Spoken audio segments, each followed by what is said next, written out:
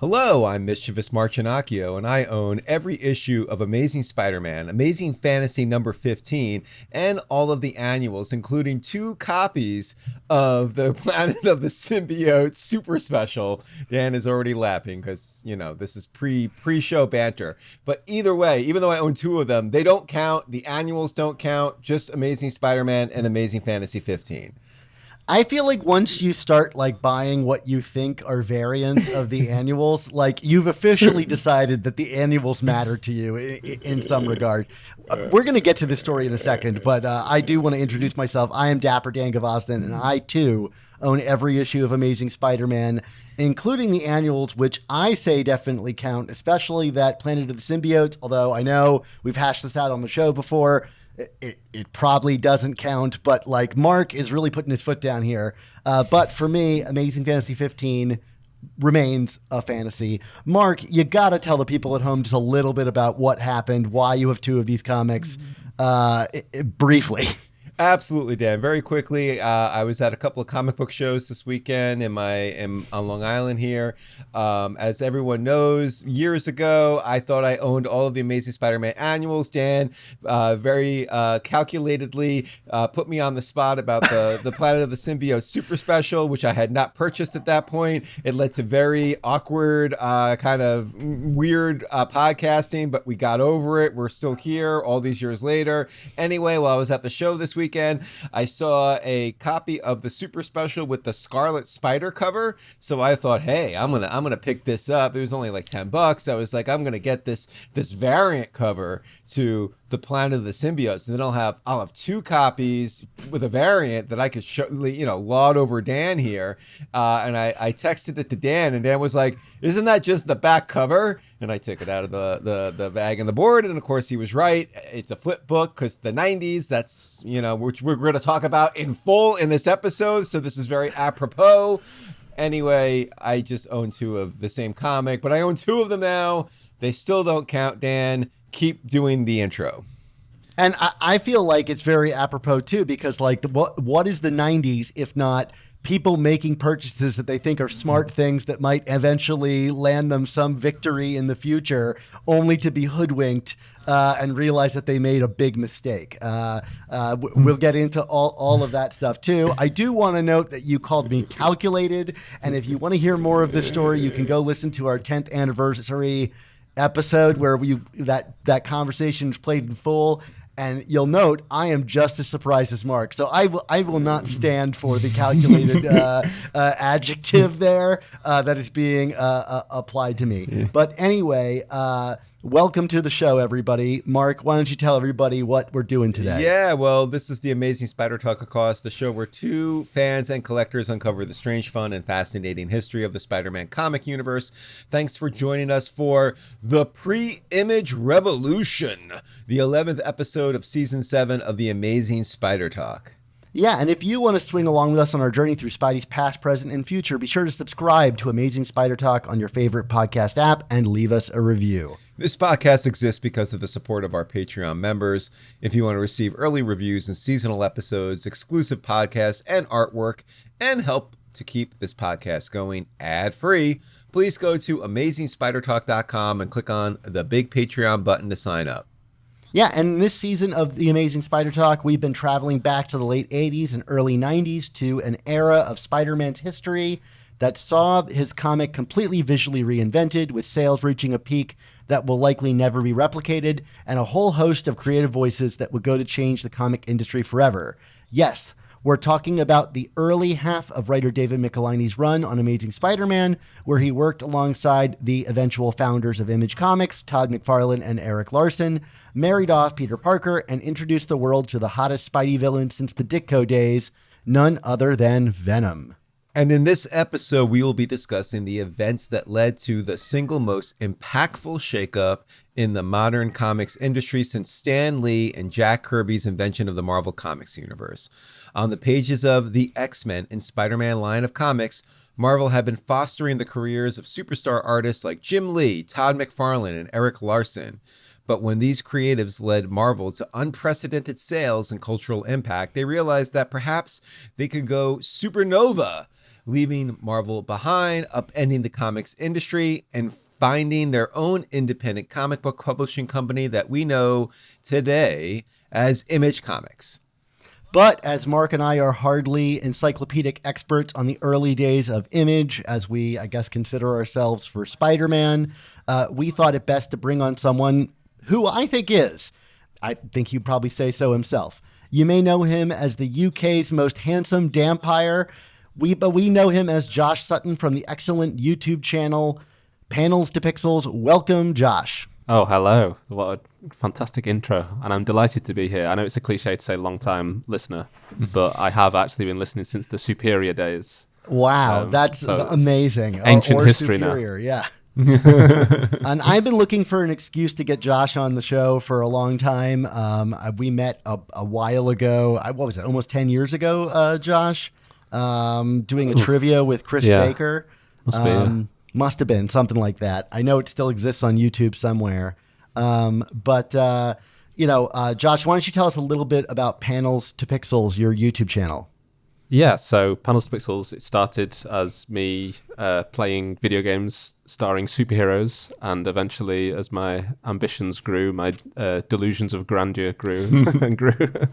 It turned into a bit more of a polished production, where I talk about comic books and superhero media, and it's very nostalgia based on that kind of like 90s, early 2000s stuff that I came up on, which is perfect for today because I'm kind of have become known as somewhat a 90s comics defender, and especially the kind of Image stuff.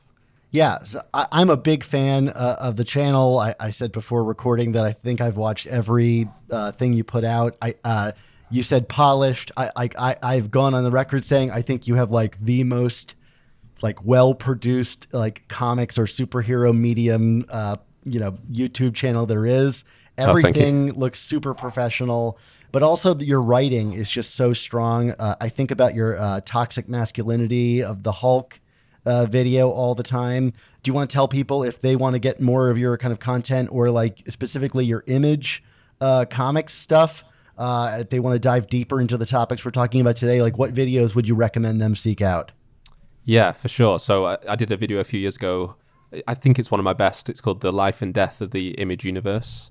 And it's going to cover a lot of the ground that we're talking about today, but it is about the kind of formation of Image and why ultimately a continuity couldn't work in a company of like creator-owned comics like Image. More recently, I made a video all about what I consider to be the kind of golden age of Spider-Man adaptations from 1994, the animated series, all the way up to the Raimi films. So that might be relevant to your listeners as well.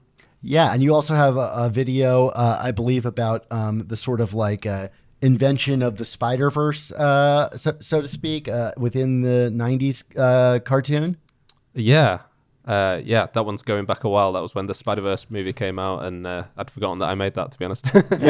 Yeah, well, I know it's beloved amongst a large community of Spider-Man fans. So lots of content there for our listeners to enjoy if they don't already know about Panels to Pixels on YouTube. But again, today we're talking about the pre-Image revolution up through sort of the revolution, and so we're really thrilled to have you on for the episode.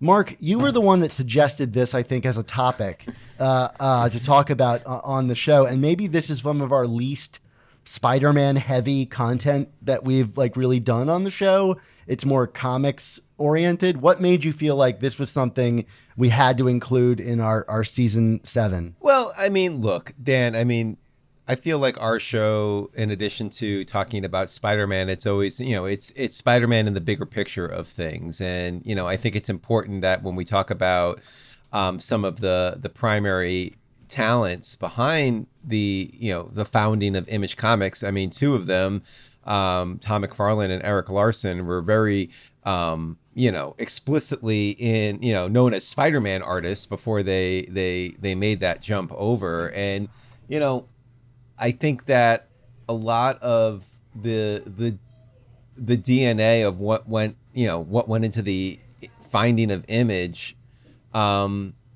impacted I mean, all of Marvel, but specifically Spider-Man comics. And we'll talk about that obviously at length, over the course of this episode. And so like that was my primary reasoning behind it. I mean, the other part of it, of course, was, Dan, I know I'm a few years older than you, but like, this was a profound moment of my, I guess, coming of age as a comic book fan in the early 90s. I was buying, Spider-Man and other books off the spinner rack, through this era, famously bought ASM 300 and a bunch of the Michelini and Larsen and McFarlane issues.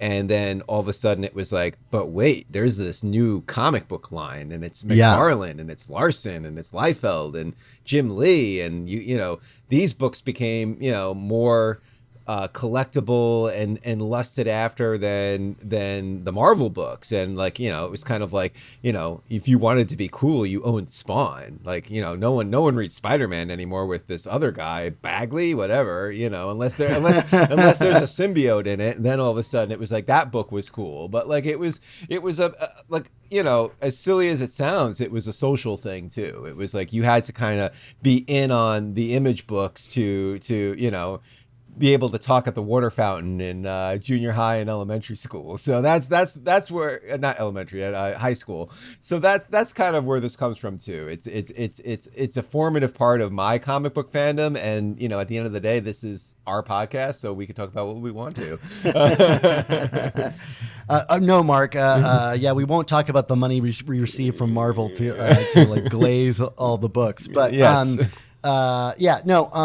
You bring up a lot of interesting points there, and I do want to talk about all the new talents that kind of like we're fostering in the Marvel line, and that eventually became this separate publishing company. But I do think it's funny that you mentioned Mark Bagley, because you have all these creators that really like redefined Spider-Man and left to go make their own thing, and yet somehow the replacement, Mark Bagley, has gone on to have maybe like the longest career as a Spider-Man artist of any of them. It's like make way for the guy that's just going to stick with this forever. Right. So I think that's funny. But the talents we're speaking about, we've mentioned on the season many times. There's Todd McFarlane, we've done several episodes already in the season about. Erik Larsen, who's been on the show a number of times. And of course, industry stalwarts like Rob Liefeld, now industry stalwarts like Rob Liefeld, Jim Lee, who runs DC Comics, Mark Silvestri, Jim Valentino, Whilce Portacio. Am I saying his name correctly? Yeah, I was corrected on this many times over the years. Okay. Well, apart from anything else, YouTube auto subtitled it as potato, the way that I always used to say it. So I've had to adapt to so that doesn't happen. There's like a UK spelling or something like that. A color is different in terms of Whilce's name. But yes, you say potassium, I say potato. Let's call the whole thing off. Yeah, that's great. Yeah. So, of course, these names, many of them you're familiar with now, or our listeners are probably familiar with now, but they led astronomical sales on several core books that indicated a shift by Marvel to kind of push more art-driven books, like kind of leaning away from the sort of art-directed stuff from John Romita Sr., who had kind of dominated the sort of Marvel look for a long time. You've got X-Men #1, which sold more than 8 million books, basically just being rad Jim Lee art. I mean, that cover, I think, was like printed on the back of my eyelids, I think, at the time.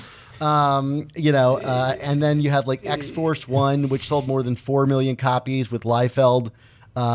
Even though, I don't know if you've read many Liefeld books, but I feel like his writing is not as strong as a sort of idiosyncratic art style, although Josh, you might push back on that. I was going to say, I think I've read more Rob Liefeld books than any sane person would admit to. Yeah, well, so feel free to push back when we open up. I didn't read it for the writing. Let's put it that way. Yeah. Okay. Great. So at least we can agree on that. Obviously, we've covered the adjectiveless Spider-Man run this season. Todd was given that book to kind of placate him. He's getting all these sales, but allowed him to kind of expand, and people had their criticisms of his writing too. I think, Mark, you and I kind of came out as like maybe more positive on it than the layperson, while also kind of acknowledging the shortfalls and the sort of unevenness of it. Sure. But we've also covered that his and Michelinie's relationship was not exactly the best at the time, so he kind of wanted his own book. And so, Marvel started like flooding the market with titles. Everybody was getting a book. Nighthawk, Sleepwalker, Silver Sable, Morbius, all of which would, I guess, end up being in that Amazing Spider-Man Round Robin book that had all these guys in it. A favorite of mine.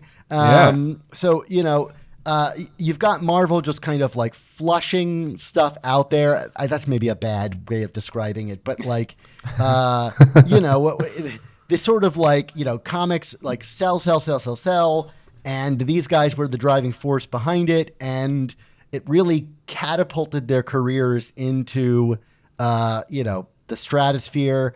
Like, I know Mark and I are probably old enough to have been reading a lot of this stuff at the time that it was being released. I'm curious, Josh, were you a comics reader during the sort of rise of these characters, or is that a more of a retrospective angle that you have taken to discovering this stuff? Yeah, it's definitely retrospective because I'm a youthful and exuberant mid-30s. So it's. I thought you were a vampire, so you were secretly a lot older. Oh, that's right. Hundreds of years old. Yes, hundreds of years old. Yeah. But so I wasn't there at the time. But one of the things was in the UK, a lot of the stuff I was reading growing up was reprints. So I kind of was aware of it, although to me it was just, whatever Spider-Man comic I could get my hands on. So it's definitely as an adult retrospectively and being a 90s kid and just having a lot of love for that era and the excesses of that era is really what drives my passion for it now. Yeah. What is it about the excesses? I mean, Mark, he wrote this whole column, Gimmick or Good, for CBR about all those excesses. Is there a sort of like charm to it that you find draws you in, or? Yeah, definitely. I mean, I got back into comics as an adult in the 2010s while the movies were getting big. And it was also kind of slick and minimalist.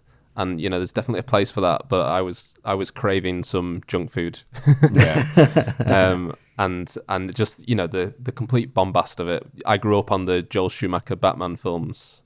And so that's what Batman is to me. It's just big and camp and loud and sculpted leather nipples and all that kind of stuff. So just it was a natural more progression. cod pieces, please. Yes, 100%. Yeah, and who does better cod pieces than Rob Liefeld or Joel Schumacher?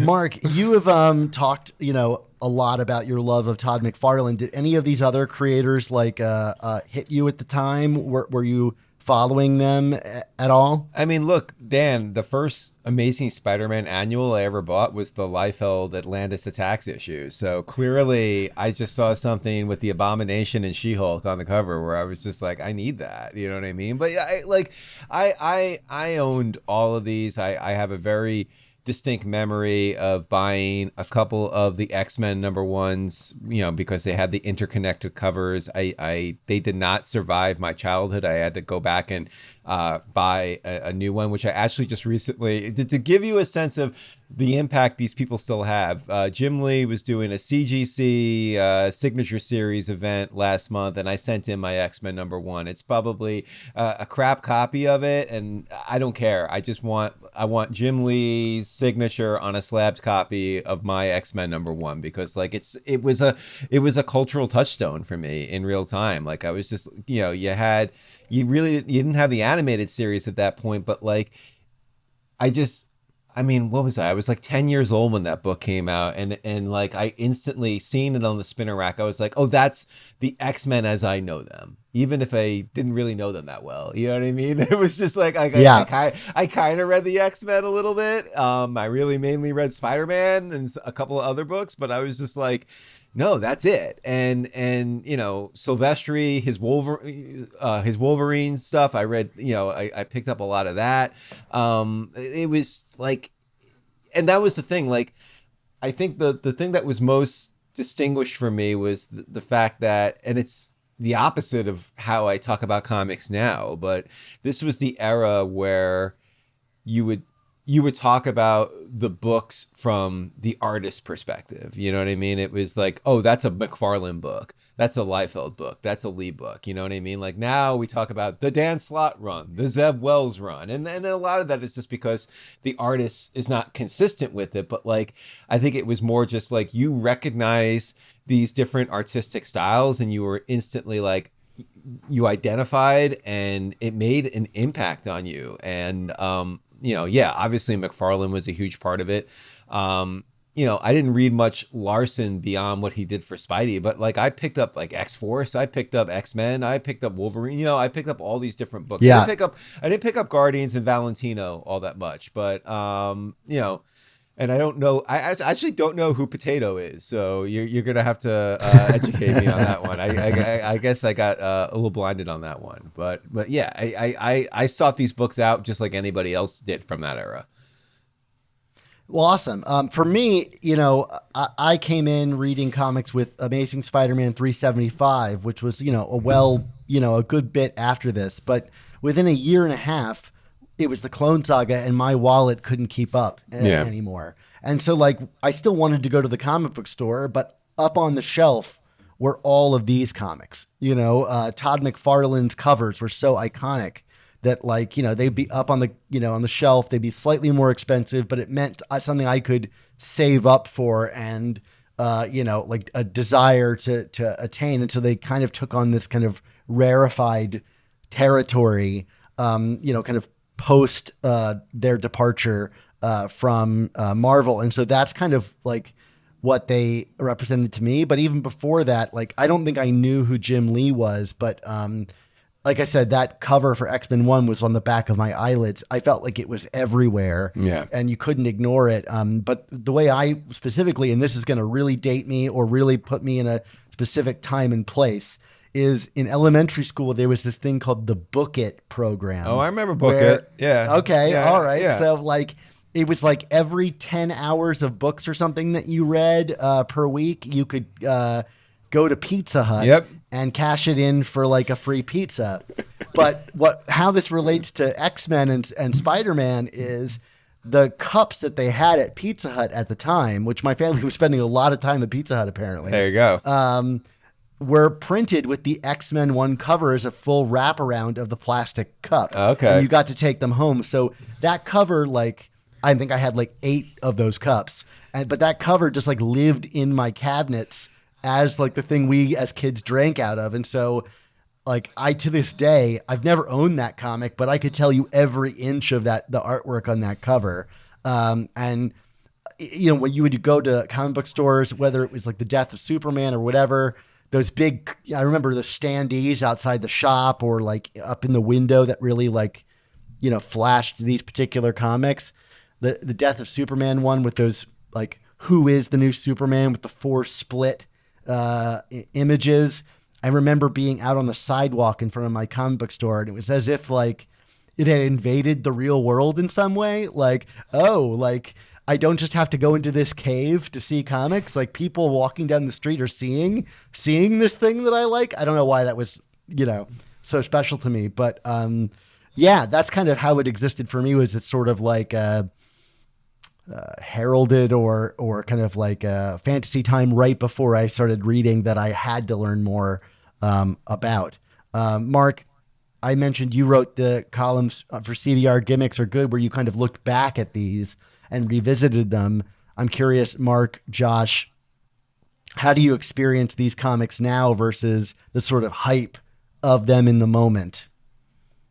I part of the reason why I started doing Gimmick Are Good, which for the uninitiated, Gimmick Are Good, I took a different gimmick covered comic each you know column, and you know basically broke it down and was like, is this comic actually good meaning like good story, good art, and whatever my personal definition of good is, or is it strictly just a book that's sold on the gimmick? And the reason why it's worth noting this in concert with this conversation is because obviously with the success of these artists that we just referred to juicing sales the way they did, the big two were like obviously, it became the more is more era. We talked about greed is good, the greed is good bad guys a few months ago, but now we were in the more is more era, and it was like, okay, well, if we can't have a McFarlane or a Lee or whoever on a book, how else can we juice sales and sell 1 million copies of a book? Which again,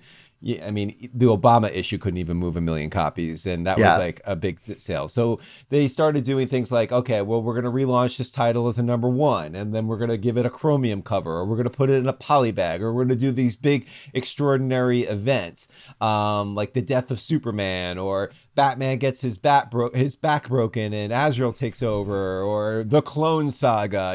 These are all big stories that were totally driven to drive sales, that I think that were, basically released in concert with, the big artist books that were coming out of the time as well. Also, like every book could just be a bestseller for the most part. And I in real time definitely got burnt out on it. But part of the reason why I wanted to write Gimmick or Good was because like, I feel like in like, certainly like the early 2010s when I started writing it, there was a whiff of nostalgia for it, because like I felt like Marvel was, and frankly still is, kind of doing this a little bit, but not all the way. They're kind of like one toe in the water. Now it's like, okay, well, we got a new #1. We're going to do like 11 different variant covers, or like every once in a while you get a poly bag of something, and it's like, oh, and and I think back when I started writing Gimmick or Good, it was more common. Like we had like the poly bags for like the death of Spider-Man and Ultimate, and then Miles #1, and then we had the poly bag for Age of Ultron. I remember it was another one that they did something for. The shocking ending that everyone forgot. Yes, exactly. Like, what happened? I don't know. Well, it was a McFarlane character from Spawn showed up, right? Wasn't that that's true. Yes, Angela. That was the big twist. But anyway, but it was just like I felt like this pang of nostalgia, because it's and Josh, I mean, feel free to second me here. Like the bombast and the over-the-top ridiculousness of it, and like the swagger of it. I was like, I kind of like that they just didn't care, and they were cashing checks, and maybe it was maybe creativity-wise it wasn't all that great, but like, I mean, what a time to be alive and reading comics. I mean, it's like, comics ruled the world. It was awesome. Josh, let me reframe this question for you, because you didn't read them in the time, and I've been to enough kind of like retro screenings of like old James Bond movies where sort of like newer audiences discover it, kind of laugh at the sort of like dated elements of it. Is there an element of this, like of your enjoyment, which is kind of like, holy crap, I can't believe they did this? Or is it truly like one of like real enjoyment where you can put yourself back in that spot and see what people saw when they were first being released? Yeah, that's a good question. I think I've kind of flip-flopped on that a little bit over the years, because I think initially there was maybe a little bit of ironic enjoyment. But the more I've got into it, I've realized that to ironically enjoy something is to be self-conscious about it. Yeah, I don't feel self-conscious about my enjoyment of 90s comics anymore. I certainly wouldn't be making videos about them if I did. But yeah, I think that, not to push back on Mark's good work on Gimmick or Good, but I don't see, the way I see it is Gimmick and Good aren't mutually exclusive.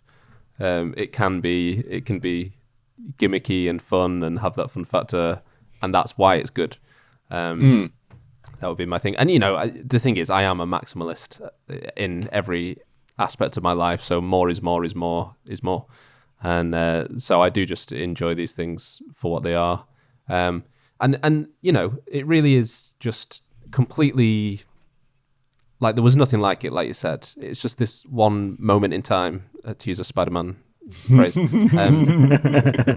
that will never be replicated again. Was never replicated. The only other time sales have been that high was like pre-war, when comics was the only entertainment for kids, basically. So it's just it really was just lightning in a bottle, and there was something else I was going to say, but it's 1 a.m. brain. Totally fair. I'll defend Mark a little bit. Some of his columns ended by saying, hey, actually, this is a gimmick and it's good. Sure. So, Okay. Chrome has its value, on the market. Yeah, for sure. I mean, yes. I mean, obviously, just because it had like a flashy cover didn't mean it wasn't a good comic. And but I do, we talked about this a lot in the McFarlane episode, Dan. But I went back and reread Spider-Man #1, Adjective List, and you're just like, wow, this is really poorly written. And I think Todd would agree. You know what I mean? I don't know if he would say it just that way, but I think he would. I think he's even said and frankly, I don't think the book necessarily picked up steam until the second arc, where I was like, okay, now he's kind of settling in. He's doing a monster book with the Wendigo and all that kind of stuff. So it felt like it was, he was just making comics at that point. But there was certainly something to, and this is coming from someone I should, in addition to Planet of the Symbiotes, I recently also picked up a gold variant copy of Adjective List #1. I never owned one. I saw one in pristine condition at my local shop, and I was like, I gotta have it, because and then I was even like, you have a blue ink lizard variant, which for those of you who didn't know, it wasn't even a cover. It was a printer error on the inside where the lizard looked more blue than green, and retailers were like, mark it up, we're gonna sell this one, which kind of leads to the speculator boom of all this. I don't know, I think I was too young to truly get into this, although I will admit, there was, if I go back into my Amazing Spider-Man collection, there were issues Clone Saga issues where I definitely at the local comic book shop picked up a second copy thinking, well, I have 2 copies of $3.99, which you're why would I have 2 of $3.99? Because it was the Return of the Jackal. After how many years, I was like, the Jackal's back. This is issue's so important. It was redundant for you to say what was in that. I know, but I'm like, I gotta have. I think I have 3 400s, because I was like, well, 300. That book at the time was $50, which is laughable that was considered a lot of money versus what it is now.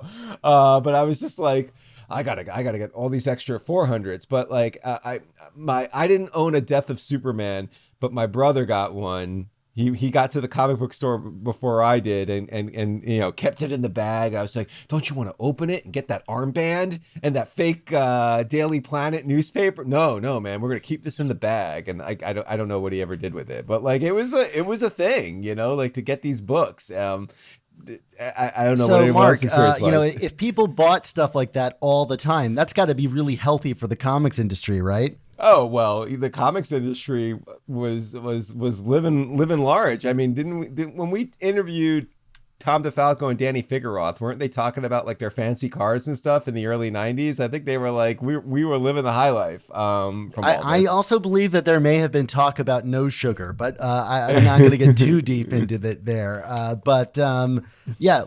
What happens, right? Everybody starts acting like you were, buying multiple copies of these things. What happens next? It crashed, shockingly, right? Because tech stocks, tariffs, they always work, right, Dan? I mean, isn't that our experience? We may just be finding out in a couple of weeks. There we go. But no, yeah, the joke is it. I do feel like it's come around again in its own weird way. I mean, well, we had it during COVID for sure. I felt like every book, we were talking off air. I bought a copy of Spider-Man War #1 this weekend, and I feel like I've been buying a lot of books lately. It makes it sound like I'm just like rolling deep right now, but whatever. I bought a copy. You're speculating. I'm speculating, but like I bought it, and I had talked to another retailer about it, and they were like, "Oh, I'm holding on to this book because the show's coming out, and I think it's going to sell for double what I could get for it right now." And it's like, wow, well, I got it from someone who didn't feel that way, so lucky me. But I feel like especially during COVID, like it felt like a lot of books were just like exploding in value. And even some of the 90s stuff, like the trading cards, right? Like weren't the trading cards becoming a big thing during COVID, Dan? Like, didn't you have a few of these or? I mean, if that's true, I missed the boat because I have full collections of all those things. And I don't think that they're worth much anymore post-COVID, if that's true. I thought people... X-Force 1 had a bump during COVID because people were looking for the Deadpool card because X-Force 1 came polybagged with different trading cards of each member of X-Force. Everybody wanted that Deadpool card in COVID, and for the first time in 30 years, X-Force 1 went up. So yeah. So what causes this crash, Mark? I mean, like some people may be listening to the show. I know our audience is like a lot of 20-somethings who maybe don't know much about this. What causes something like this to crash? The industry. Well, the classic expression, well, it's supply and demand, but like, I always think of my dad who, bemoans the fact, my dad is a first wave baby boomer, and he bemoans the fact that when he was a kid, he had all of those Topps baseball cards from the 1950s, the Mickey Mantles, the Jackie Robinsons and all that. But his mom threw them out when he, and thus they are lost to the wasteland of history. And that's why those cards are worth hundreds of thousands of dollars because everybody's moms threw them out. Yeah, thanks, moms.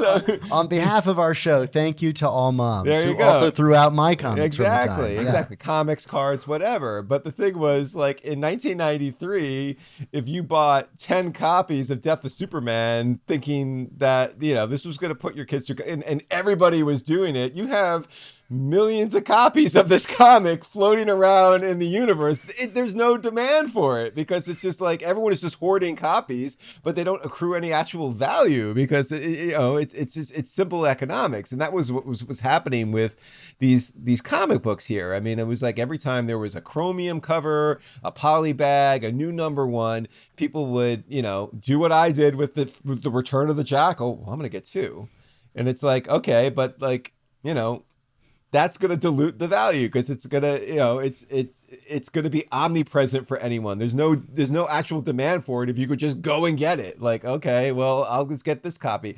And maybe there was like a short-term bump in like the immediate, like, like a black market. Like I said, my brother got a Death of Superman. I didn't. And I remember like, well, maybe I can buy one. It was like, you go to a comic book shop, they would have it for like $50. I was like, well, I don't want to buy that. I could have gotten it for, $6 a week ago, but it eventually dissipated. And like, then you would go in a dollar bin and find it 3 years from now. You know what I mean? So there you go. Yeah, absolutely. I do want to note we're recording this on Father's Day, and no one ever complains that their dad threw out their collection. So say what you will about that, because Mark, your collection and my collection wouldn't be worth anything if dads ruled the world. Oh my God. And didn't throw anything away. But we'd also all be living in hoarding households. So what are you going to do about it? So yeah, like, Death of Superman, probably the biggest example of this. Cause not only was it, like X-Men, Spider-Man sold really well. They were #1s, but like Death of Superman, it was like the content too, right? Like everybody wanted to know what happened to Superman. Of course, there was like 4 other like imposters, if you will, kind of standing in for him. And it became like a big, hot, storyline to follow, and everybody was going to put their kids through college on the back of Death of Superman, and all of that stuff. It went mainstream as well because Joe Public knows who Superman is, right? And also it had been mainstream news that Superman 1, well, Action Comics #1, had sold for $1 million or whatever it was at the time, which was a fraction of what it would sell for now. But that was just starting to happen in the 90s. And I think that the Death of Superman was DC trying to say, okay, well, let's get another big Superman event out so people can make that connection. Oh, Superman is value. He's a known quantity. And it did go mainstream. It was on, actual TV news. Like, imagine that nowadays, a Marvel comic story going on mainstream news. I'm trying to imagine the adjacent for like Spider-Man 1, like comic sets record for using the word doom the most number of times. That's how I found out about the death of Superman, was that, the cover with the flag, that's the cape, so to speak, all tattered and everything like that. Mark, you talked a lot about like what this meant for you as a collector. Josh, you were young, but like, did you know about this at the time, even if you weren't reading comic books? Did it like enter your sphere of existence? Well, going back to what you were saying at the beginning of the episode, it became kind of instant mythology. So I was getting into comics in the kind of late, it was like 97, I started reading Marvel comics, but already Todd McFarlane's Spider-Man was, kind of etched in stone. And if you think about that, that's in like a 7-year period. Yeah. It becomes, this heralded thing. So I was aware of it as I was getting into comics in the late 90s. But the other thing is that, the legacy of this boom is the animated series. Mark talked about X-Men. That doesn't happen without Jim Lee's influence. Sure. And the flip side to the boom and bust and how it kind of destroyed the comics industry for a long time is that it gave Marvel and DC a portfolio to go to Hollywood and say, look at how many kids, they didn't know it was all people hoarding books, but they could say, look how many books we're selling. This is a mainstream property now, and it was a self-fulfilling prophecy in that way because it did do well on TV, and then it became movies and everything like that. Yeah, and I go back to my whole like Pizza Hut thing. Comics were popular, but watching comics sell that much and then being included in like mainstream like food items and things like that, alongside like you're saying the cartoon show, which like very clearly has the same lineup as that cover from X-Men 1, kind of included in it. There's comics being on a whole other level. I mean, yeah, there was merchandise before, but, we talk about the superstar creators, but like the creations too, like everybody knew who these characters were. Superman aside, like Spider-Man, the X-Men became household items enough that you could launch even like, the movie series less than a decade later of what I think would be considered fairly like obscure heroes if it were not for what this movement did to them. Yeah, Stan Lee had been in Hollywood since the 70s, trying to get these movies made, trying to get these characters over into the public sphere, and I think it took this for that to happen. Yeah, absolutely. And for me, like I said, seeing those things up on the wall, like, immediately, I guess a years or two afterwards, they felt like they were like Ditko era comics. Like they were just immediate classics. I didn't know what was happening in them or why they were special, but they were up on the wall in that way. And so it gave them this air of legitimacy that I needed to know what was so special about these comics other than what I saw, with my eyes on the cover. So that was really special. The only kind of like really modern like version of that I can think of in like Marvel comics where something today kind of like immediately leapt up in value for like people just knowing this is something special is maybe like the Donny Cates, like Ryan Stegman Venom run, like where you have like the first appearance of Null just like shooting through the roof of people going like, we know that this is some big moment that will be heavily collectible. Of course, it's the only time I decided to stop buying Venom as a single issues and buy them digitally. Dumb decision on my part, but now I've got to spend that money going back. But yeah, I mean, it was a really special time to like see these books kind of get elevated in that way. And all of this stuff would eventually lead to what kind of kicked off the Image revolution. So we'll talk about that a little bit, like the sort of like fracturing of these people at Marvel and kind of pushing them away. was basically that these creators had become kind of too big for the system, right? Everybody used to exist under this umbrella of the like Ramita Seniors and the Stan Lees and the sort of editorial that kind of kept a lid on everything. And now you have these creators their names are bigger than the title of the book. And that kind of felt like a shift, in the kind of comics ecosystem. I mean, of course, there were, hot writers, but nothing quite like this. And, so we've talked about it before. McFarlane had some run-ins with Marvel where he was told, like, hey, you're going to have to change some stuff in your comic, specifically that Wendigo story, Mark, that you referenced, which editorial pushback is saying, like, this is too dark, grotesque. I mean, that character's a cannibal. But, reportedly it went, pretty far into that territory before it was ultimately controlled to come back. And that annoyed McFarlane, who didn't really want to be questioned in that way, as I think anybody would, given the amount of sales that was happening on his behalf. And he said, quote, the book was at the top of the charts and things were looking good. But as time went by, the company began to slowly pull back some of the control of the book and began asking me to change things. At first, I didn't mind, since this was part of the creative process from time to time.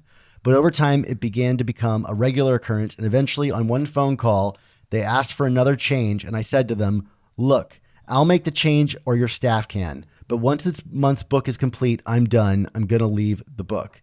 And that change in question that he's referring to there was in issue 16, which Mark and I talked about earlier on the season, where he initially drew a Juggernaut being stabbed in the eye with a sword, but it had to be changed. Tom DeFalco was reportedly very adamant that you don't do that kind of thing in a Spider-Man book, to which I would point to modern Spider-Man comics where Itsy Bitsy is chopping people up with swords nonstop. But okay, early 90s, different context.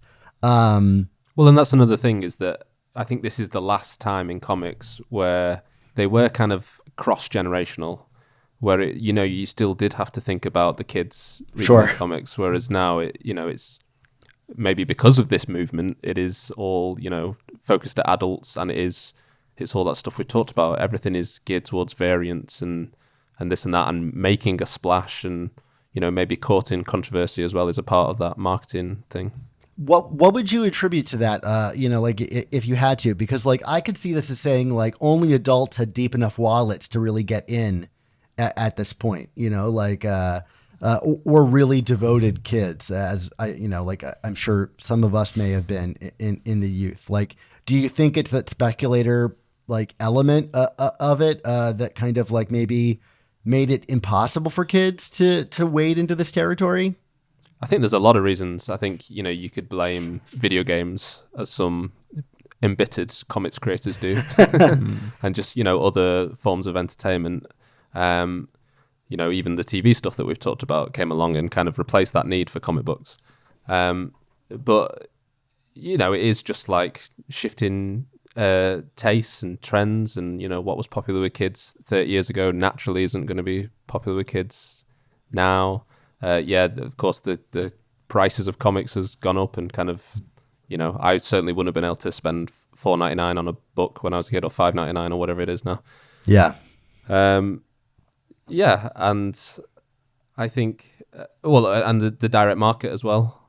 I think the comics just aren't as accessible now, and that's something that I kind of lament a little bit. Is for me as a kid, the comics I did get were in newsagents here in the UK or in supermarkets and things like that, and that just isn't an option now. So I don't think kids are even have access to them, even if they wanted to. It's almost hard to believe that like spinner racks and stuff were even a thing. Like I think you described that to like kids today, they probably wouldn't believe that even existed. Yeah. I mean, I could go to a comic book store where I was growing up. I could go to a candy store, a newsstand. I could go to a 7-Eleven and get comic books. I mean, like, I remember going to a supermarket, getting them at the checkout. Like it's just the access you had to these things was incredible versus obviously now where it's like you have to, like that was part of my when I moved to Long Island out of the city. It was like, okay, where am I going to buy my comics? Because it was kind of like, like what's in the 10-mile radius that I could go to, and it's just funny to think about how that's not an issue, how that was not an issue then. Yeah, my favorite place to pick stuff up, there was a 5 and 10 store, which is going to really date me, when I went to the beach, where everything in the store was a nickel or a dime, and they had old comic issues that had just been sitting on the shelves there, and I would go to the spinner rack and just pull every issue of Spider-Man they had, hoping that it completed a story, just because they were excess books, and that was like how most of my collection was formed in the early days. I joke often about how I bought all the Facade issues and thought that like I must be missing this one issue where they reveal who Facade is. And for the longest time, what was the issue that I didn't get off the spinner rack? And then obviously they never did reveal that. Surprise. But it definitely haunted me as a kid. So anyway, before Image was formed, there was an anonymous letter which went under the name withheld in Comic Buyer's Guide, which was later confirmed to be from Erik Larsen himself, who talked about the pay inequity between writers and artists and how artists were underappreciated labor in the comics industry despite the massive sales that they were generating. And eventually McFarlane would leave Marvel to, quote, spend more time with his family. Is this a politician? Yeah. Yeah. But during that time, the idea for Image would come to pass. And so that kind of sparked a lot of things. And Rob Liefeld was kind of the first domino to fall. He was offered a creator-owned title with the publisher Malibu in 1991. And so following this, he announced a desire to do a comic called Youngblood, which was then called The Executioners, which was published by Image Comics. And if the word The Executioners sounds familiar, Marvel thought so too. And so they threatened to sue him for copyright infringement and fire him from X-Force because Executioners sounds like a X-Men comic. I don't know if this was this pre-Executioner song or post-Executioner song, that like big X-Men event. Oh, I'm putting you guys on the spot about it would have been X-Men pre. thing. Yeah, okay, pre. Yeah, Okay. And the way Liefeld tells this story is, I think he was, pushing boundaries a little bit, trying to see what he could get away with. Okay. And I think there was a lot of animosity kind of growing with all of these creators at Marvel, and Todd always talks about first name basis with Todd. The Todd father always talks about. I'm bosom buddies with him, so like I'm allowing it. Yeah.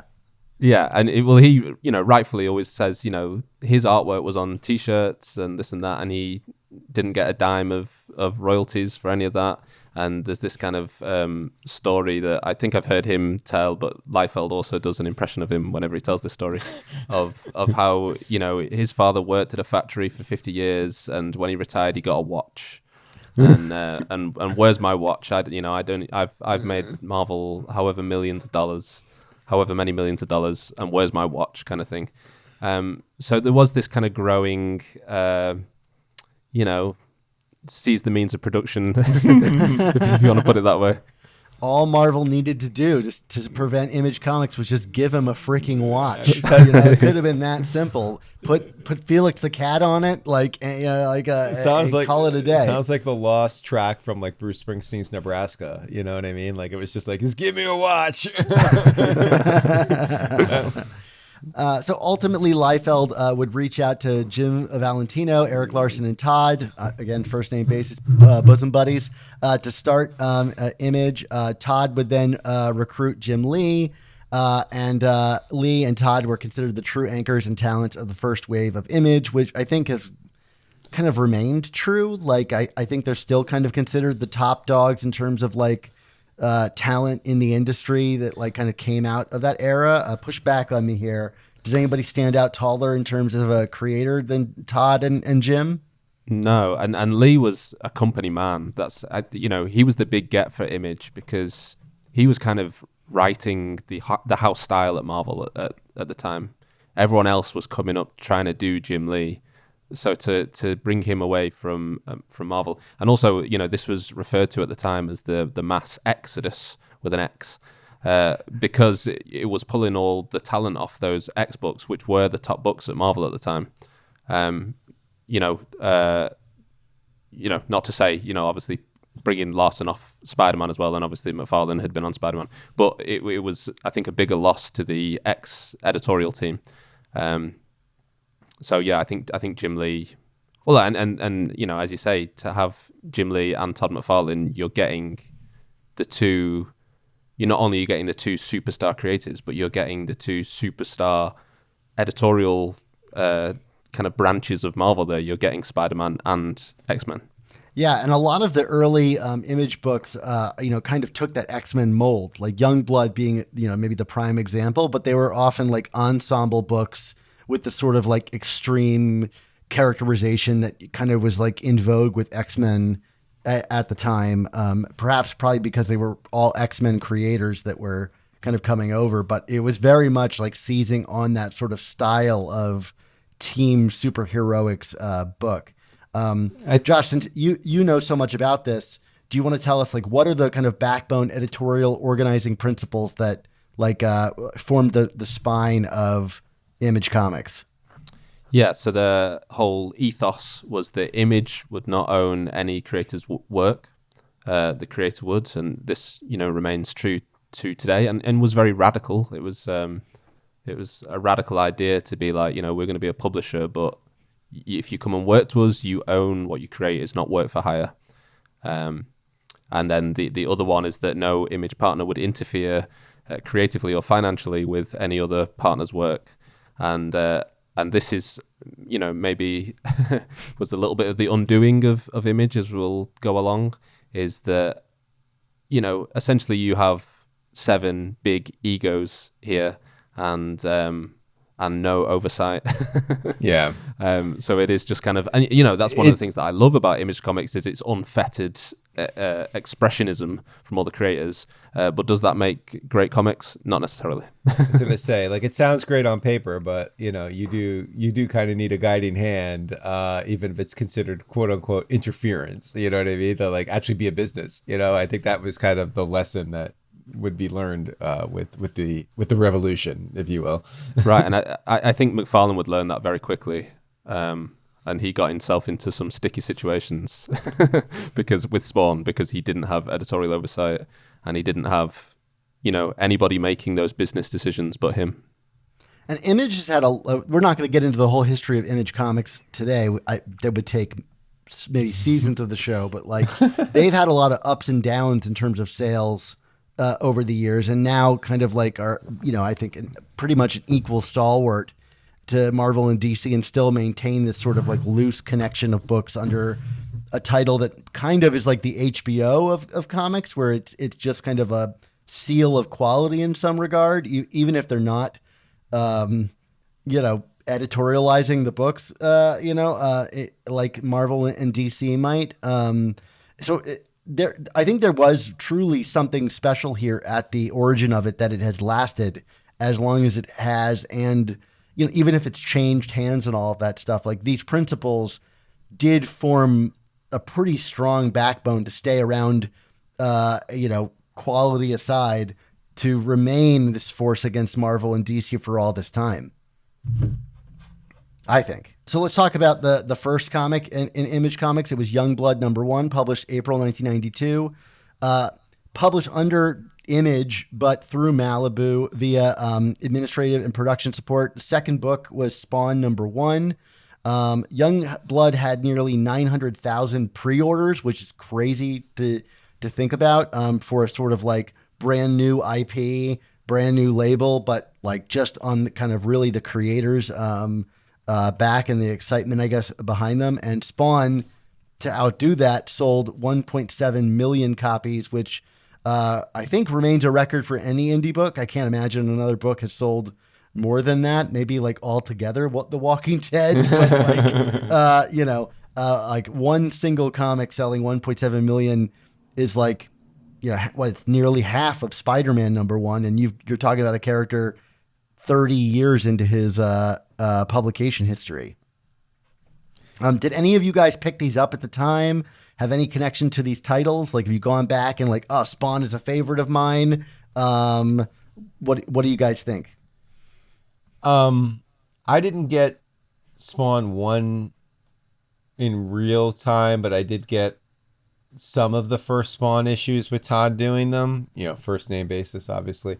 I have gone back and gotten all of the big #1s just, for funsies. And this is where I know, Josh, you're going to push back vociferously here, but like, I just find them all pretty much unreadable. Savage Dragon I actually like. But Youngblood specifically, I was just like, what is this comic? And what was that? Blood Strike with the heat blood on the cover. Yeah. And even like, you could see the McFarlane / Spider-Man DNA in Spawn. I know, Dan, you like to pick up on that, but like, I don't know, like I have a very hard time reading those early issues, but I'm happy to be shouted down on my show here by you, Josh, if you wanna defend that. No, not at all. I mean, I think the first mistake is trying to read them. Yeah. No, enough. I mean, I've got a lot of affection for these, and I have gone back, and I've got pretty much the full first 2 years of everything Image published. And it's mainly because 10 years ago when I was getting back into comics, it was so cheap. You could, Yeah. You're talking the equivalent of 50-cent bins here in the UK. So I would just go to comic fairs and I would just, get a long box full of this stuff, and I wouldn't read it. I would just flick through and look at the art. And I kind of feel that that's what maybe kids were doing in 1992. And I think it has merit for that, at least. And, Spawn, certainly has had the longest legacy along with Savage Dragon. And I think that Spawn appeals to me a lot because of the kind of the supernatural, it is a continuation of what Todd was doing on Spider-Man. Because I feel like he was doing a lot of that kind of like, he draws a great creature. Yeah. Kind of slimy, wormy, maggoty creature. His Mole Man story in his final issues of Spider-Man to me feels like a direct precedent to Spawn and the visual look of that comic. Not to mention like all the capes and all that stuff and the venom of it all. I feel like that if you want to see what became Spawn, you read those like Mole Man, Morbius, and like those final arcs of the Spider-Man run really leans into it. Yeah, and what McFarlane lacked in writing ability, I think that his skills were, one, knowing exactly what a 12-year-old boy would find cool and gnarly, and kind of a little bit scary, but in that way that is cool when you're a child to be a little bit scared. And also kind of, taking the temperature of the room at the time and seeing where kind of horror was at. And you think about like Freddy Krueger was everywhere in the 90s and all that kind of, you had like a resurgence of horror that wasn't just the slasher films of the 80s. It suddenly was like more supernatural and more demonic and all this kind of stuff. So, I think it has merit for that reason. I've got the first 25 issues of Spawn, which is while Todd does the art on it. And, I love flicking through those and it's just pure vibes. I missed this entirely because I was just focused on Spider-Man as I kind of remain today. I do own an issue of Spawn 8 for some reason. I think someone gifted it to me randomly. That's a key issue. Is it actually? Yeah, that's the first. If I'm not mistaken, that's the first Angela. Yeah. Well, there you go. So that sounded familiar. That one is getting picked out of my long box today when the show is over. But so this is, and I haven't really gone back to revisit it. So like I'm eager to check out those Spawn issues as a fan of Todd's, and But at the time, I think I knew of these characters, but didn't know what to make of them. And they were intended for older audiences, I think, or sort of like kids who thought it was cool to read something that they probably shouldn't have their hands on. And I was like, your prototype Cub Scout. Who my parents would let me read that, so I'm not going to push the buttons because I was a rule follower as an eldest child. So it's something that's still kind of a blind spot for me in terms of actually like reading these comics post Marvel. So speaking of that, Josh, why don't you tell us about the Revolution itself? You're an expert on this kind of era and have made these great videos about it. Tell us what we could get of the flavor of the times and the history of this thing. Yeah, well, I think that's interesting that you said that you were the Boy Scout, because I think there was something subversive about these comics, and I think if they were trying to appeal to anybody, it was that there's kind of like pass me a cigarette behind the school kind of kids. Yeah, exactly. Yeah, the slightly tearaway children. And that was, even though I wasn't kind of reading comics at this specific time. For me later, that was what I was a kid who stayed up late and watched the X-Files and all that kind of things. And so it appealed to me on that level. And speaking of subversive, I think these guys are known as kind of like rock star artists for that reason. They kind of came in with a certain kind of swagger and a certain kind of FU attitude towards Marvel editorial. And all of that was part of the appeal. In the notes here you've got about there was an infamous debate with Peter David, and I'm really glad that you had this because I was going to bring this up anyway. But yeah, so Peter David obviously recently departed, but he had a long tenure on the Hulk at Marvel. He'd even worked with McFarlane. That was kind of his breakthrough at Marvel, was on the Hulk, and he had always been very outspoken. In his column, But I Digress, in Comic Buyer's Guide. He certainly didn't shy away from criticizing even Marvel while he was working there. He would criticize his own bosses. But he was definitely very critical of the Image guys. And I think it's perhaps because he felt protective of the kind of craft of writing. And I think that a lot of writers shared that same view of kind of, well, who are these artists to suddenly say that they don't need us writers? Yeah. And why are they so successful? Why are they getting so much success without our, purple prose and pontification and all that kind of stuff? So Peter David, wrote a column. It was actually in the wake of that letter from Erik Larsen that you spoke about earlier. And he kind of pushed back on some of the things that were asserted in that letter from Larsen, and it kind of blew up this feud between Todd McFarlane and Peter David, and this all kind of combined into what would be a debate. I was going to say a televised debate. It was kind of televised because somebody filmed it on an old 90s VHS camcorder, and now it's all available on YouTube. The magic of the internet. You can now go and watch that. And it's worth watching. Yes, let's just say that. Yeah. Yeah, it's fantastic, and it's kind of the actual content of the debate. Ironically, like the content of these comics we talk about is maybe. It's not really about the content. Yeah. And the content of this debate is Peter David, maybe having some axes to grind, and Todd McFarlane wanting to come out with his swagger. He comes out in just shorts with a towel draped over him, bare-chested. And, I'm not really a sports guy, but I assume that he's doing like a boxing kind of bit there. And so he comes out, shadow boxing with his bare chest out, and basically just does... 45 minutes of improv comedy. And it's great. But yeah, kind of to get back to the point here, these are the kind of egos that we're talking about. And as I alluded to earlier, when you have all of those egos in a room and you're also trying to have some semblance of a kind of shared universe and some kind of continuity, but there is no editorial oversight, there's no business oversight, and there's a lot of money at play. And certain creators are starting to say, well, if I publish this book in this way with this many gimmick covers, then I'll make X amount of money. Or even what would later happen is that Marvel would come back to Rob Liefeld and Jim Lee with an offer to say, our books aren't doing very well now because you've all left.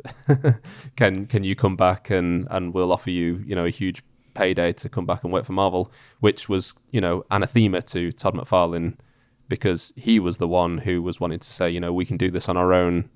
As I said before, I don't want to make it too political, but seize the means of production. Yeah. I always found it interesting that of all of them, Todd never, he has not come back, right? I mean, am I missing something where he's had, maybe has he done, he's probably done like a one-off, right? Am I thinking of, or, he's talked about, I think he did like a Spawn Spider-Man cover, but I don't think it was published by Marvel a number of years ago. That was the Comics Buyer's Guide, I think, maybe. Yeah. And I own this very weird Hollywood Reporter special edition comic that I have signed by Todd and Stan Lee, where he drew Stan Lee and all of the Marvel heroes. It's just an odd piece of like ephemera that I happen to have gotten from my editor at the Hollywood Reporter. But yeah, no, Todd, but I think on our show when I interviewed him, he said that he would only be interested in doing it if it could be a Spawn Spider-Man team up. Right. Which, in the era where we're about to see Marvel and DC comics, pairing up again, I don't think that is entirely fantasy, right? I think the comics industry needs stuff like that to keep it in the spotlight, and these gimmicks are, I think, ready to come back as the industry kind of wanes in some ways, and so I could see it happening. Whether it's Todd, I don't know, but I think there's a way to make him come to the table. Yeah, and McFarlane has gone on he went on to create a toy company, and he's almost become, as influential in the toy industry as in the comic book industry, and had a similar trajectory there, became kind of, in modern nomenclature, he's kind of a disruptor. Yeah. And he kind of disrupted the toy industry, and now he's one of the license holders for Marvel toys. He produces statues and things like that. So there is a relationship there. All it's going to take is that watch, I think. Yeah, that's also he's still holding out. Yeah, it was the Overstreet price guide that's right. That's it. Yeah. Before I get corrected. I also wanted to mention that obviously there was the crossover with Invincible. Yeah. In the Marvel team up books, and that recently got reprinted as part of a sort of the giveaway for Battle Beast. That just happened, I guess, a couple weeks ago. One of the random covers inside the polybagged special series of that is a Marvel comic cover. So someone must have worked that out, I believe. That comics notably is the only Marvel team up issue that I'm missing. That the one that has Invincible in it, and it costs a pretty penny. But that's another kind of cool piece of sort of crossover ephemera. And then I'll also note Todd has been very diligently pursuing a Spawn movie. He really wants to make that happen again. And what better way to put Spawn into the spotlight than to do a crossover with Spider-Man again? Maybe I'm giving him an idea here. I humor myself as if he listens to the show. But I could see something like that being used to kind of re-up the cultural cachet of Spawn, which already saw a sort of rebirth with issue 300, where he was aping his classic Spider-Man cover. So he's operating in this territory of, operating Spawn adjacent to Spider-Man for a while now. And I don't know. I feel like that's a domino we will see fall at some point. Yeah, for sure. Josh, in terms of now, obviously Image didn't completely go away because it's still publishing today, but what was from your vantage, and also just historically, what kind of caused the decline, and or the initial decline, in terms of it came in hot and then it didn't all of a sudden. So what was going on there? Yeah, part of it was that the market crash. And I think also, you know, the shine just wore off these kind of like you said, X-Book imitations. And suddenly it was like, well, you know, we have X-Books at home. Yeah. We don't need, you know, second-rate versions of them. So there was a little bit of that. There was obviously the infighting that we've talked about at Image. And the dream was just kind of over for a time. And as you get into the late 90s, Image kind of flounder a little bit. They kind of try to pick up on the bad girl trend. I mean, you know, one thing that's worth mentioning is you have a second wave of Image rock stars. You have guys like Sam Keith, and Dale Keown comes over and joins Image. Keith Geffen. You have all these like kind of a whole other like kind of year two almost of Image superstars. But it never reached the same heights as the initial launch, obviously. Several of those were also X-Men like creators as well, right? Like Sam Keith did a lot of Wolverine books, if I'm not mistaken. Right, and I think they'd created a pathway there. They'd created a way to say, you know, if you have an idea for your own book, and you don't want to be under the thumb of Marvel, then you come over here and we'll let you do your thing. And their whole thing, I think, was, you know, as long as you sell a minimum amount of issues to make it financially viable for us to publish it, do what you want, go nuts. But as I said, you know, once you get guys like J. Scott Campbell coming in the mid-90s and that kind of cheesecakey art style, that becomes kind of the de facto style for Image for a time. You get a lot of these, it's become a bit of a cliche of the kind of women with scoliosis type images of the late 90s. So you have that, and you know, Image really flounder for that time. They have some success with doing licensed stuff. I think they get like Mars Attacks and, you know, these kind of like obscure licenses towards the end of the decade. But it really is in the 2000s. And I think a lot of the credit to this goes to Jim Valentino. I think, I can't remember his exact role, but he becomes kind of like, you know, the kind of manages the publishing side of everything. And he's the one who says, you know, right, we're going to kind of invest a bit more in these auteurs, people like Robert Kirkman, and that kind of reshapes the trajectory of Image to what it is today. But, you know, none of that happens without Rob Liefeld doing Youngblood in 1992. Absolutely. That's a great place to kind of end the history of Image, because it kind of brings us to today. Obviously, we could go into endless minutia on that. I want to mention one of my favorite pieces of media. You talked about that debate. I wanted to shout this out because I don't know when else to mention it. There's this great show, I don't know if you guys have seen it, that Stan Lee did called The Comic Book Greats. And he had, you know, like Romita Sr. and like, you know, all of these, you know, austere, you know, like creators on the show. And they would usually come on and just like draw like something, and Stan would comment while they were drawing a character or something like that. But there's an absolutely amazing episode of the show where he invites on Todd McFarlane and Rob Liefeld in the midst of like all of their like peak celebrity, you know, creators. And he asked them to invent, I think, 2 superheroes or a superhero while on the show. And they pour all of their most 90s excesses into this character and all of their sort of like perceived weaknesses in drawing feet or whatever, into this character as Stan Lee comments on it.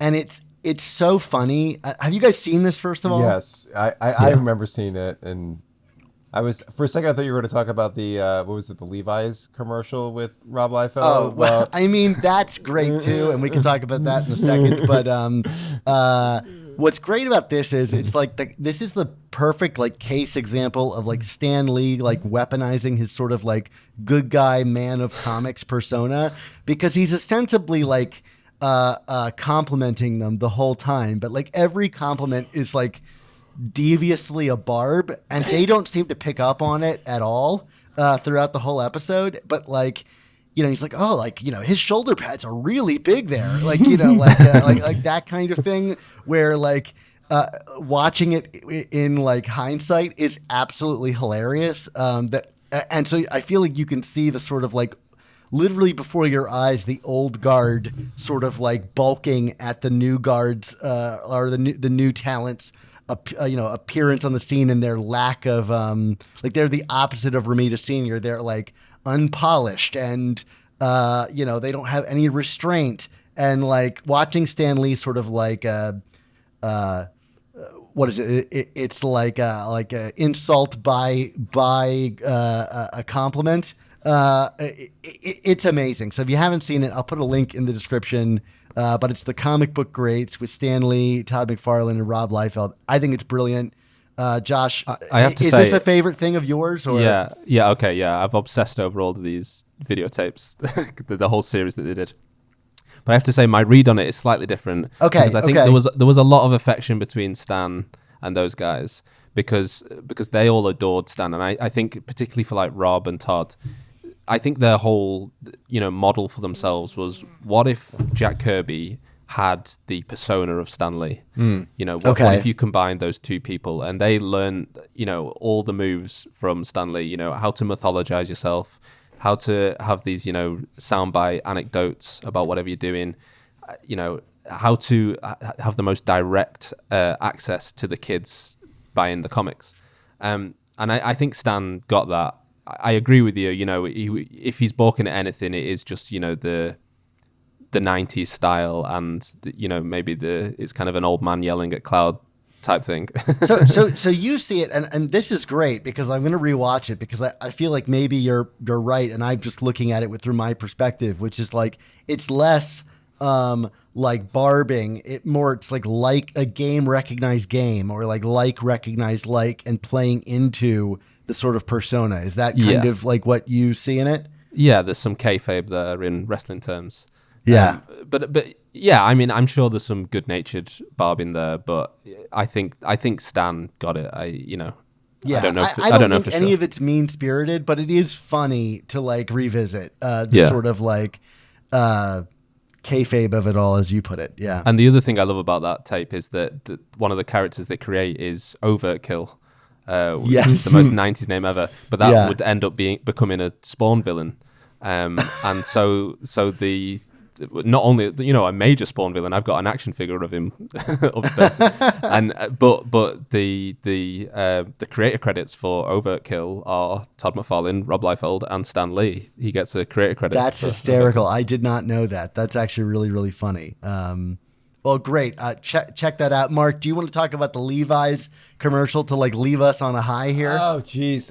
You know what? I shouldn't have brought it up because like it's been a minute since I've watched it. But it's Liefeld is like doing a little like sketch session during a jeans commercial, right? Am I misremembering it? Okay. Like, I mean, and it's the typical Liefeld sketch. I don't think he draws feet in it.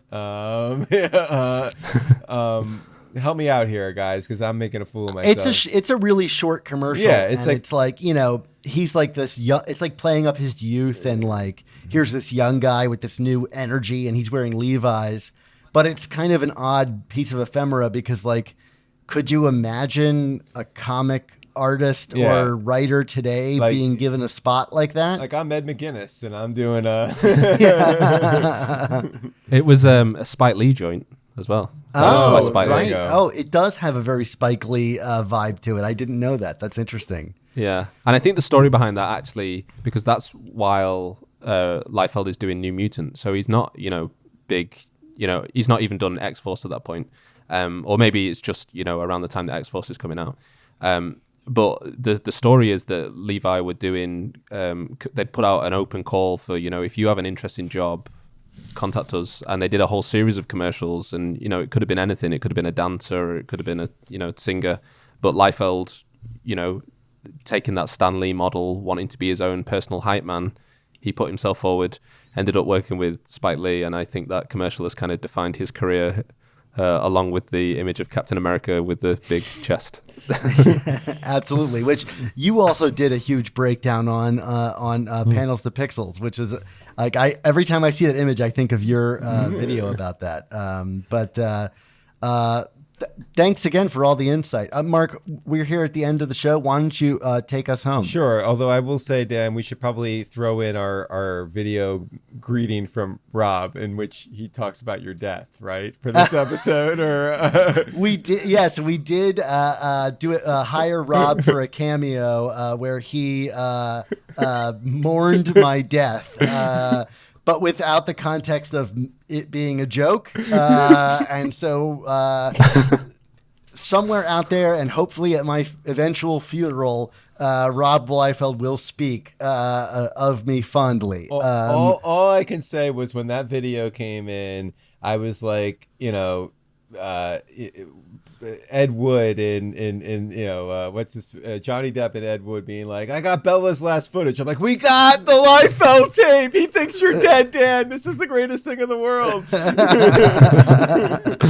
That might be the furthest we've gone for an inside joke on the show, potentially. But all right, but let me bring us home because it's probably like 3 a.m. for Josh here. That brings us to the end of this episode. But we want to thank you, the listeners and viewers, for tuning into this episode of the Amazing Spider Talk. And again, a huge thank you to Josh Sutton from Panels to Pixels for joining us. Josh, please plug away, for everyone who is still up at this god-awful hour for you in the morning. All the night owls out there. YouTube.com/panels to pixels. If you've enjoyed this conversation, I'm certain that you will enjoy something on my YouTube channel. I've made videos about 90s comics, 90s superhero cartoons, 90s superhero movies, all of the big, bold, bombastic, camp stuff that we grew up. And it didn't matter that it was badly written or poorly written because it was just good fun. Well, awesome. I'm so glad that you were able to join us, Josh. Again, I've been trying to get you on for forever. And so I consider it a personal victory to have you on the show.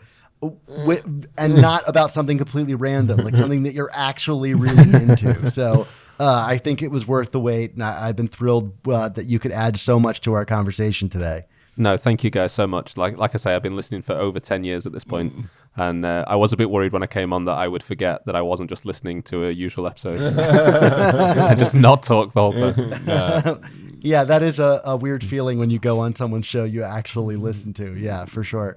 Mark, what are we doing next on the show? We're going to be discussing all of the Spider-Man graphic novels that debuted during this period. That's going to be our next season 7 episode. So we hope you'll join us. I mean, Dan, what a season, man. Graphic novels, Image Comics. Do we even talk about Spider-Man anymore? I don't know. I thought you were going to say, do we talk about good comics anymore?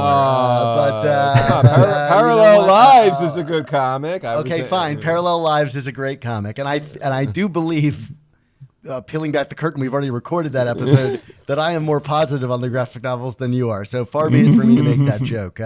But anyway, as a reminder, this podcast exists because of the support of our listeners on Patreon, where for the expensive price of $4.99 a month, no, it's cheap for us, expensive for a comic. Yes, it's the cost of a new comic. You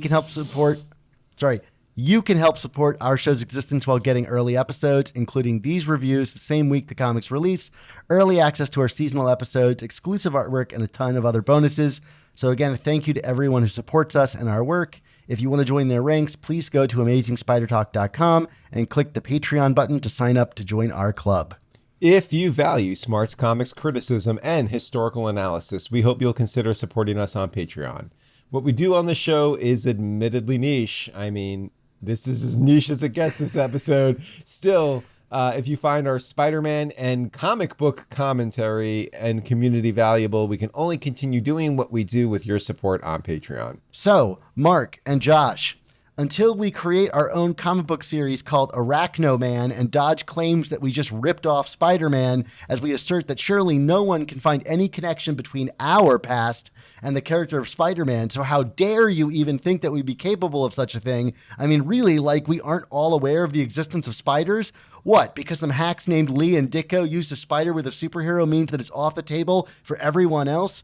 You'll all see, in 10 years, no one will even remember Spider-Man. Spider who? Oh, is that the guy who ripped off Arachno Man? I think I've heard of him. Mark, what's our motto? With great podcasts, there must also come the amazing Arachno Talk? Spider Talk. Amazing Spider Talk. There it is.